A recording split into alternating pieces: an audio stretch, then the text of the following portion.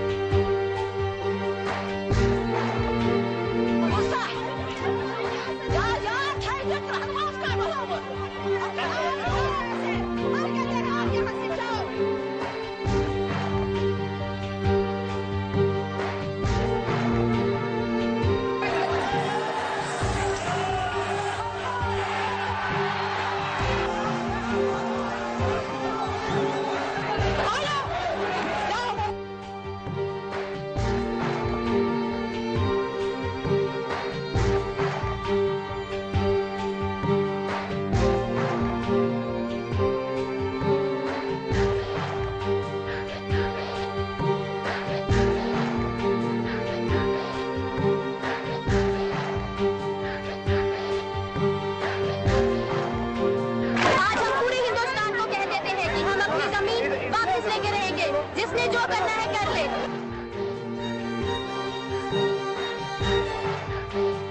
अब हम डोगरे चुप नहीं रहेंगे, हम अपने बोले अमरनाथ की जमीन वापस लेकर ही रहेंगे।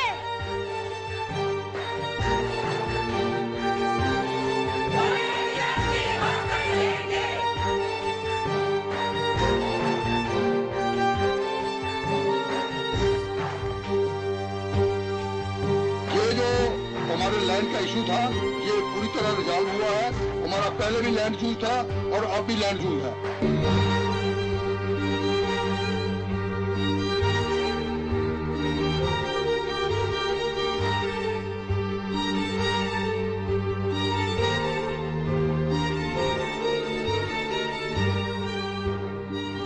श्री अमरनाथ यात्रा संघर्ष समिति द्वारा चलाए गए इस अभूतपूर्व आंदोलन ने जम्मू कश्मीर में राष्ट्रवादी ताकतों की आगामी विजय यात्रा का शंखनाद कर दिया है। आजादी के बाद से लेकर आज तक कश्मीर की कहानी आतंक और अलगाव की ही कहानी रही है। दुनिया को मानो विस्मरण ही हो गया था कि जम्मू और लद्दाख भी कश्मीर का ही हिस्सा है। उसी कश्मीर में तिरंगा फहराकर राष्ट्र की एकता और अखंडता की आवाज बुलंद करने वाले इस महा आंदोलन ने दुनिया को जता दिया कि अब कश्मीर में अलगाववाद की राह इतनी आसान नहीं है, उसे प्रबल प्रतिकार से गुजरना होगा। भगवान शिव को समर्पित ये पवित्र अमरनाथ गुफा हिंदुओं के सर्वाधिक प्रसिद्ध पूजा स्थलों में से एक है। 18,000 फीट की ऊंचाई पर स्थित ये गुफा पिछले 5,000 साल में संपूर्ण राष्ट्र एवं हिंदू समाज की एकता और आस्था की प्रतीक रही है। पवित्र श्रावण मास यानी जुलाई अगस्त में श्रावण मेले से ये यात्रा आरंभ होती है। प्रतिवर्ष लाखों यात्री इस 45 दिन की यात्रा में सम्मिलित होते हैं।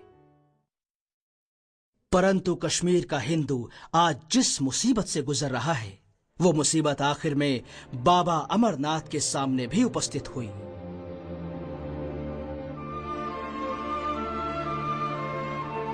इस्लाम के उभार के साथ शुरू हुई कश्मीरी हिंदुओं की मुसीबतें, संघर्ष, धर्मांतरण, अलगाववाद और असहिष्णुता की अंतहीन कहानी। इसकी अगली कड़ी तब सामने आई जब 90 के दशक में बड़ी संख्या में हिंदुओं को अपनी जन्मभूमि छोड़ने के लिए विवश होना पड़ा। आज भी वो अपनी मातृभूमि में विस्थापित की जिंदगी जी रहे हैं।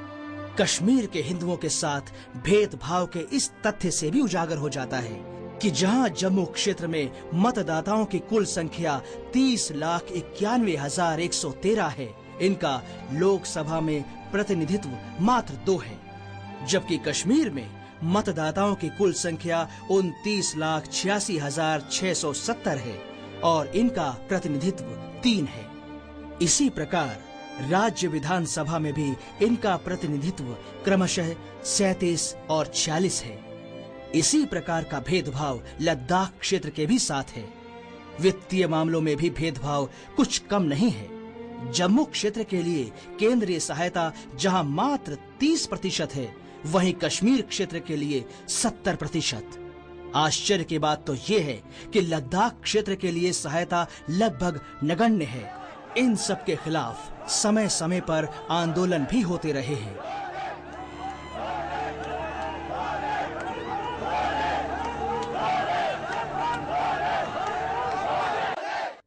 सन 2000 में जब श्री फारूक अब्दुल्ला मुख्यमंत्री थे, यात्रियों की सुविधाओं के लिए श्री अमरनाथ श्राइन बोर्ड का गठन हुआ। बोर्ड ने श्री अब्दुल्ला की सरकार के साथ और बाद में कांग्रेस और पीडीपी गठबंधन की सरकार के साथ यात्रियों की सुविधाओं के ढेरों इंतजाम किए। उल्लेखनीय बात तो ये है कि श्री अमरनाथ श्राइन बोर्ड को जमीन सौंपने का फैसला भी इन सब ने मिलकर ही मंत्रिमंडल की बैठक में किया था। जमीन का 2 करोड़ से भी अधिक किराया, जमीन का स्वामित्व नाम नहीं बदलना, स्थायी ढांचे का निर्माण नहीं करना, ऐसी अनेक शर्तें इसमें थीं।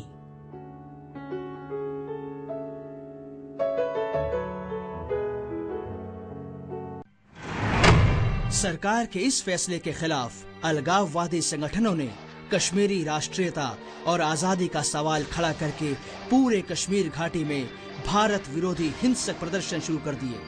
उनके दबाव में पीडीपी ने अपने ही फैसले का विरोध करना शुरू कर दिया। नेशनल कॉन्फ्रेंस के उमर अब्दुल्ला ने तो संसद में यहां तक कहा कि कश्मीर की 1 इंच जमीन भी नहीं दी जाएगी। जम्मू कश्मीर की गुलाम नबी सरकार ने अलगाववादियों के सामने घुटने टेकते हुए 2 जुलाई को अपने ही फैसले को पलटते हुए बोर्ड को दी गई जमीन को वापस लेने के आदेश जारी कर दिए। केंद्र के इशारे पर राज्यपाल श्री NN वोहरा ने सारी संवैधानिक मर्यादाओं को तिलांजलि देते हुए मुख्यमंत्री का साथ दिया।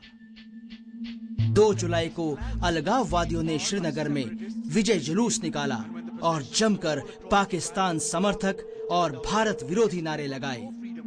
एक तरफ जहां राष्ट्र विरोधी ताकतें इन घृणित कार्यों में लगी हुई थीं, वहीं धीरे धीरे बोर्ड को जमीन वापस करने के मामले को लेकर राष्ट्रवादी संगठनों द्वारा आयोजित आंदोलन भी जोर पकड़ने लगा। समय की गंभीरता को समझते हुए श्री अमरनाथ यात्रा संघर्ष समिति ने इस बीच श्री लीलाकरण जी के नेतृत्व में 4 प्रस्ताव पारित किए, जिसमें कहा गया कि देश विदेश के करोड़ों हिंदुओं की भावनाओं का सम्मान करते हुए अमरनाथ श्राइन बोर्ड को जमीन वापस की जाए और यात्रा से संबंधित सभी अधिकार बोर्ड को वापस किए जाएं। इसके लिए पूरे देश के हिंदू संगठन एक मंच पर आए। राष्ट्रपति राज्यपाल NN वोहरा को तुरंत वापस बुलाएं। गुलाम नबी आजाद सरकार को तुरंत बर्खास्त करके राष्ट्रपति शासन लागू किया जाए। कश्मीर के अलगाववादी नेताओं को तुरंत गिरफ्तार करके देशद्रोह का मुकदमा चलाया जाए। बोले भारत माता की जय, जय श्री अमरनाथ, जय शिव शंकर, खून भी देंगे, जान भी देंगे, बाबा की जमीन वापस लेंगे इत्यादि जयकारों से पूरा क्षेत्र एक अनूठे उत्साह से भर गया। नवयुवकों एवं बच्चों ने त्रिशूलधारी शिव का रूप धारण कर झांकियां निकाली। सड़कों, चौराहों एवं गांवों की चौपालों पर एकत्र होकर प्रदर्शनकारियों ने तिरंगे झंडे फहराए।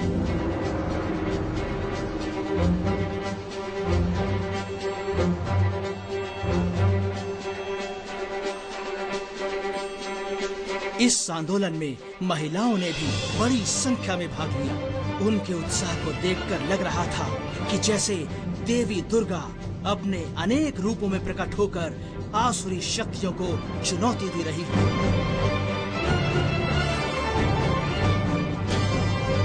प्रशासन द्वारा रोके जाने पर प्रदर्शनकारी उफनती नदी में कूद पड़े।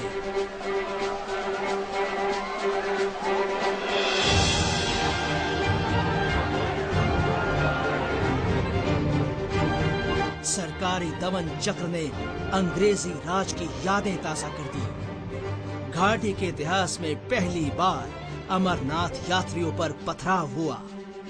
जम्मू के लोगों पर पुलिस ने कहर बरपाया।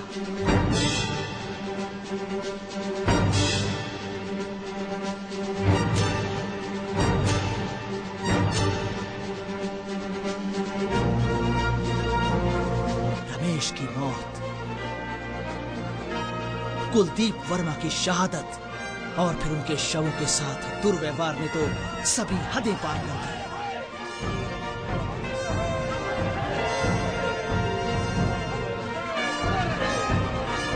जुलाई को समिति द्वारा भारत बंद की घोषणा की गई। 4 अगस्त को जलाभिषेक का कार्य संपन्न हुआ। लेकिन आखिर में सबके साथ मिलकर ही इस बीच केंद्रीय दल औपचारिकताएं पूरी करने 10 अगस्त को जम्मू पहुंचा और 10 अगस्त को ही जम्मू में सर्वदलीय बैठक का आयोजन किया गया।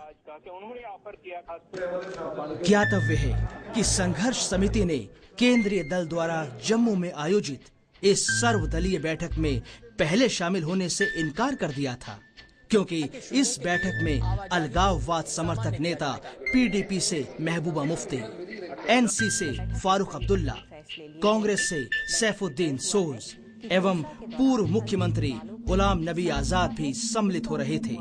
परंतु बाद में इन नेताओं की अनुपस्थिति में बैठक आयोजित की गई, जिसमें समिति के नेताओं ने भाग लिया। ये संघर्ष समिति की पहली बड़ी विजय थी।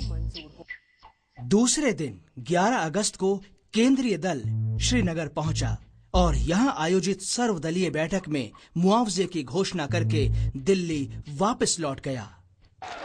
15 अगस्त को सरकारी समारोह को मात देते हुए 3 लाख देशभक्तों ने संघर्ष समिति के स्वतंत्रता दिवस कार्यक्रम में भाग लिया।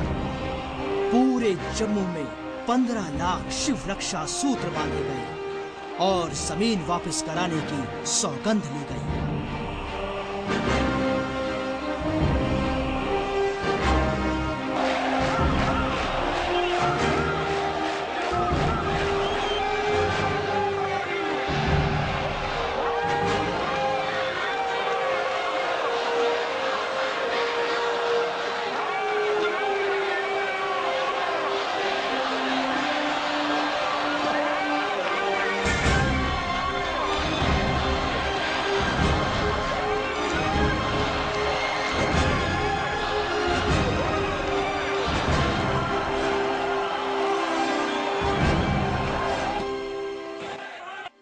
18, 19, 20 अगस्त अब शुरू हुआ जेल भरो आंदोलन।